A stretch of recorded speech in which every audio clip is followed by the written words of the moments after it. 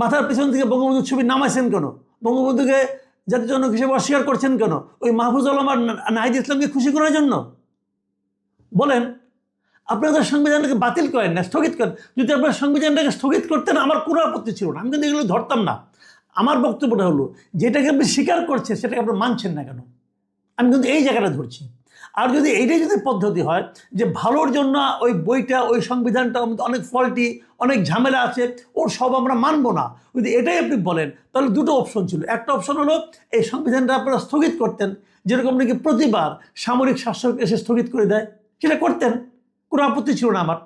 কিন্তু ওটা স্থগিত করবেন না, রাখবেন কিন্তু মানবেন না, তা হয় না। আসসালামু আলাইকুম প্রিয় দর্শক, আপনারা জানেন যে তত্ত্বাবধায়ক সরকারের যে বিধান, সেটা যে আওয়ামী লীগ সরকার বাতিল করেছিল এবং বাতিল করে সংবিধান সংশোধন করেছিল, সেই বিষয়টা এখন পাল্টে গেছে। গত বৃহস্পতিবার 20 নভেম্বর দেশের সর্বোচ্চ আদালত তারা 14 বছর আগের যে রায়টা ছিল, বিচারপতি ABM খায়রুল হক যে রায় দিয়েছিলেন যে তত্ত্বাবধায়ক সরকার ব্যবস্থা থাকবে না, সেই রায়টাকে বাতিল করে দিয়েছে। সেই রায়টা কিন্তু সর্বোচ্চ আদালত থেকেই হয়েছিল, আপিল বিভাগ থেকেই হয়েছিল।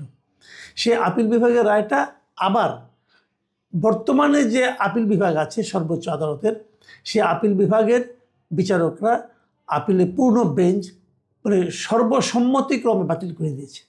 আগের যে রায়টা, যেটা 2011 সালে হয়েছিল, সেই রায়ে 7 জন আপিল বিভাগের 7 জন বিচারপতির মধ্যে 4 জন বলেছিল যে তত্ত্বাবধায়ক সরকার ব্যবস্থা থাকার দরকার নেই, থাকবে না।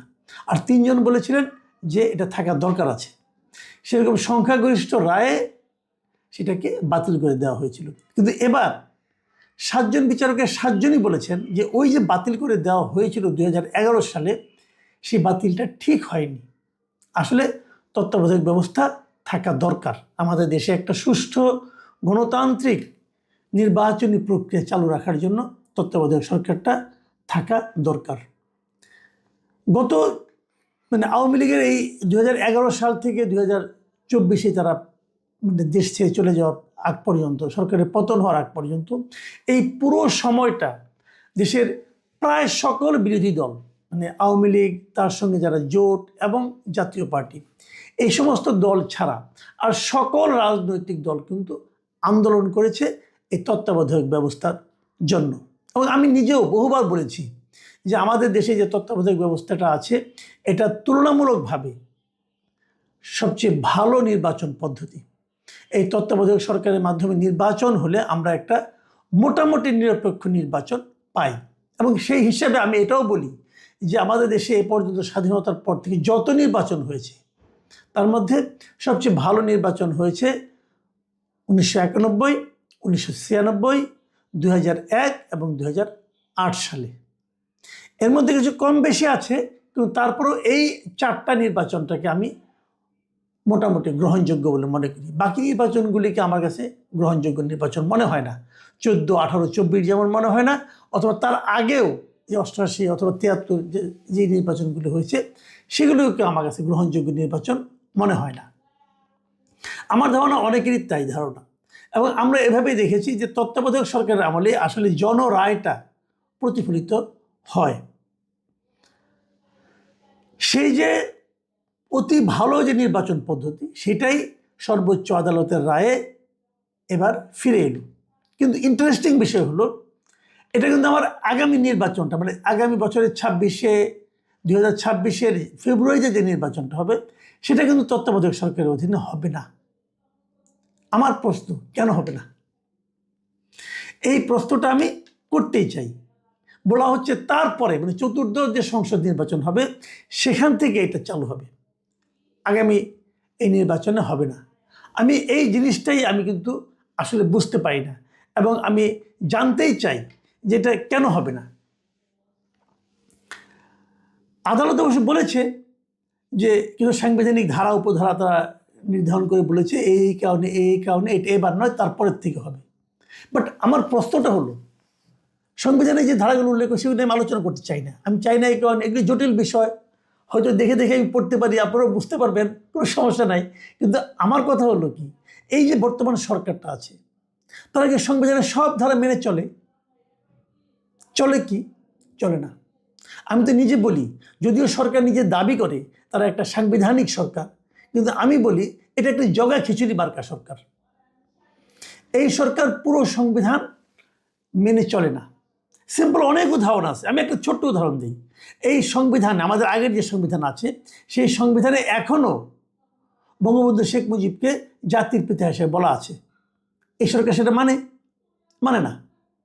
এই সংবিধানে বলা হয়েছে বঙ্গবন্ধুর ছবি আপনার অফিসের প্রত্যেকটা মন্ত্রী, তাদের যারা আছেন, সরকারি কর্মকর্তা আছেন, তাদের মাথার উপর সেই ছবিটা থাকতে হবে। আছে? রাখে না। তারা তো সেখান থেকে নামিয়েছেই। বিভিন্ন দূতাবাসে যে ছবিটা ওরা আছে ওইটাও নামাই দিচ্ছে, ওইটা তো নামাইছে। প্রেসিডেন্টের ছবি পর্যন্ত তারা দূতাবাস থেকে নামাই দিচ্ছে। তো এটা সাংবিধানিক সরকার হয় কীভাবে? আমাদের সংবিধানে গণভোট বলতে কিছু নাই, কিন্তু অধ্যাদেশ জারি করা হয়েছে গণভোট হবে। যে অধ্যাদেশ কি ক্যাবিনেট, মানে গণভোটের জন্য এরকম অধ্যাদেশ ক্যাবিনেট বলতে পারে? রাষ্ট্রপতি স্বাক্ষর করতে পারে? পায় না তো। এই সংবিধান বিরোধী কাজ। কিন্তু আপনারা বলছেন যে সময়ের প্রয়োজনে এটা করতে হয়েছে, চাহিদার জন্য, জনগণের চাহিদা, জনচাহিদার জন্য এই সময় জনগণের এটা চাহিদা, ওই যেটা করতে হয়েছে। ওকে, আমি মেনে নিচ্ছি, আমার কোনো আপত্তি নাই, কিন্তু মেনে নিচ্ছি। তো যদি আপনার ওক্ষেত্রে জনগণের চাহিদা হয়, তাহলে তত্ত্বাবধায়ক সরকার ব্যবস্থাটা এই নির্বাচন থেকে চালু করাটা সময়ের চাহিদা যে নয়, এটা আপনি কী করে বুঝলেন? আমি দায়িত্ব নিয়ে বলছি, প্রচণ্ড আত্মবিশ্বাস থেকে বলছি। আপনি আজকে এই যে সেটা গণভোট করেন যে আগামী নির্বাচন তত্ত্বাবধায়ক সরকারের অধীনে হবে নাকি অন্তর্বর্তীকালীন সরকারের অধীনে হবে। যদি তত্ত্বাবধায়ক সরকারের অধীনে হওয়ার ব্যাপারটা জয়যুক্ত না হয়, তখন আপনি আমার সঙ্গে কথা বলেন। আপনি নিশ্চিত জানেন তাই হবে।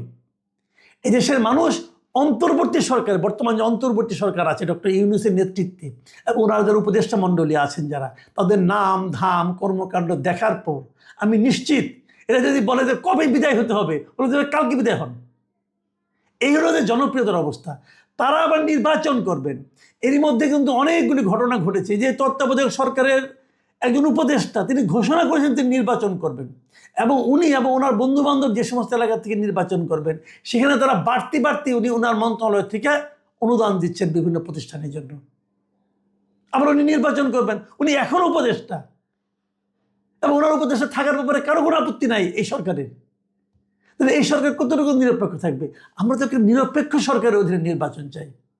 আমি বিস্ময়ের সঙ্গে লক্ষ্য করি, গত আপনার 15 বছর, 14 বছর, 15 বছর যে রাজনৈতিক দলগুলো তত্ত্বাবধায়ক সরকারের অধীনে নির্বাচনের জন্য আন্দোলন করেছে, বুকে রক্ত দিয়েছে যে দলগুলোর কর্মীরা, সমর্থকরা, সেই দলগুলো তত্ত্বাবধায়ক সরকারের বৈধতা উচ্চ আদালত কর্তৃক স্বীকৃত হওয়ার পরও তত্ত্বাবধায়ক সরকার চায় না। তারা এই দাবিটা তোলে না। কেন তোলে না? তোলে না এই কারণে তারা ডক্টর ইউনূসের সরকারকে চটাতে চায় না। তারা মনে করে যদি ইউনূস সরকার চটে যেয়ে আবার নির্বাচন না দেয়, মানে তত্ত্বাবধায়ক সরকারের অধীনে নির্বাচন হলে কার লাভ? পলিটিক্যাল পার্টিগুলোর লাভ না কার লাভ? আমি জানি না কার লাভ। আমি এটুকু জানি যে জনগণের লাভ। জনগণ তত্ত্বাবধায়ক সরকার চায়। তো জনগণ যেটা চায়, তার জন্য জনগণকে আরো 5 বছর অপেক্ষা করতে বলছেন কেন আপনারা? আপনারা কিসের রাজনৈতিক দল রে ভাই? আমি বিএনপি অথবা আমি জামায়াতে ইসলামী অথবা এনসিপি অথবা গণ অধিকার পরিষদ, আমি সকল রাজনৈতিক নেতৃবৃন্দের কাছে প্রশ্ন করছি, আপনারা কিসের রাজনৈতিক দল? আপনারা কার জন্য রাজনীতি করেন? ভাব দেখে মনে হচ্ছে আপনারা এই অন্তর্বর্তীকালীন সরকারকে খুশি করার জন্য রাজনীতি করেন। ভাব দেখে মনে হচ্ছে আপনারা ডক্টর ইউনূসকে খুশি করার জন্য রাজনীতি করেন। আপনাদের রাজনীতি জনগণ কোথায়? আপনি জিজ্ঞাসা করেন, আপনি যে কোনো একজন এলাকায় যে জিজ্ঞাসা করেন, ভাই আপনারা কি অন্তর্বর্তীকালীন সরকারের অধীনে নির্বাচন চান নাকি তত্ত্বাবধায়ক সরকারের অধীনে নির্বাচন চান? দেখেন আপনি কি জবাব পান। তাহলে তত্ত্বাবধায়ক সরকারের ব্যাপারে আপনারা দাবি তুলছেন না কেন? যদি দাবি না তুলেন, এরা তো আরাম পেয়ে গেছে, এরা আরো 3 মাস 4 মাস থাকবে মহানন্দে। কেন তুলছেন না? প্রিয় দর্শক, আপনাদেরকে ভাবতে হবে।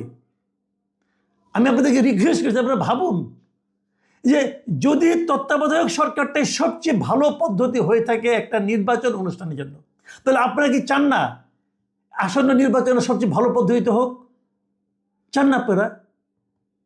ওই যেটা চান, তাহলে এটা কেন এখনই হবে না? কেন এর জন্য আমাকে 5 বছর অপেক্ষা করতে হবে? আমি তো মনে করি যে 5 বছর পর এটা নাও থাকতে পারে। যখন 2008-এ নির্বাচনটা হচ্ছিল, তখন যারা ভোট দিয়েছিলেন তারা কি কেউ চিন্তাও করেছিলেন যে 2014-তে তত্ত্বাবধায়ক সরকার থাকবে না? কেউ চিন্তা করেন নাই, কেউ থাকেনি তো। পরে আওয়ামী লীগ তো রাখেনি। আওয়ামী লীগের এত সংখ্যাগরিষ্ঠ ছিল, তা রাখেনি, বাতিল করে দিয়েছে। আগামী যদি বাতিল হয়ে যাবে না, তার কি গ্যারান্টি আছে? আমি এখন পাচ্ছি আদালত বলছে এইটাই লজিক্যাল, সবাই বলছে এটাই লজিক্যাল, কিন্তু তারা কেউই আবার এখন চায় না, আরও 5 বছর পরে চায়। 5 বছর পরে আপনি থাকবেন না, কে থাকবে, তার কি গ্যারান্টি আছে? তখন যারা ক্ষমতায় আসবে তারা রাখবে কি রাখবে না, কি গ্যারান্টি আছে? জনগণ এখন যেটা পেয়েছে 5 বছর পরে সেটা ভোগ করতে হবে, এটা কেমন কথা? যেমন আপনাকে একটা উপহার দেওয়া হলো, যেমন আপনাকে একটা জামা উপহার দেওয়া হলো, অথবা একটা পাঞ্জাবি উপহার দেওয়া হলো, দিয়ে বললো দিলাম বটে, কিন্তু 5 বছর পরে পড়বা। কেন ভাইয়া? 5 বছর পরে আমি নাও থাকতে পারি। আমি এখনই কেন সর্বোত্তমটা পড়বো না? আমি এখনই কেন সর্বোত্তম পদ্ধতিতে ভোট দেবো না? সংবিধানে নাই, সংবিধানে তো অনেক কিছুই নাই, আপনারা তো করছেন, এটাও করেন, এটাও করেন। আমি মনে করি এই বিষয়টাকে এই লজিক্যালভাবে, এইভাবে লজিক দিয়ে, যুক্তি দিয়ে, ওই সংবিধানে দোহাই দিবেন না। দোহাই দিবেন না কেউ নাই, যদি দোহাই দেন তাহলে আপনাদেরকে আমি দোহাই দেবো, তাহলে আপনার গণভোট করতে পারবেন না। গণভোট সংবিধানে নাই, করতে পারবেন না। করছেন কেন? ডক্টর ইউনূসকে খুশি করার জন্য নাকি বলেন? মাথার পিছন থেকে বঙ্গবন্ধুর ছবি নামাইছেন কেন? বঙ্গবন্ধুকে জাতির জনক হিসেবে অস্বীকার করছেন কেন? ওই মাহফুজ আলম আর নাহিদ ইসলামকে খুশি করার জন্য?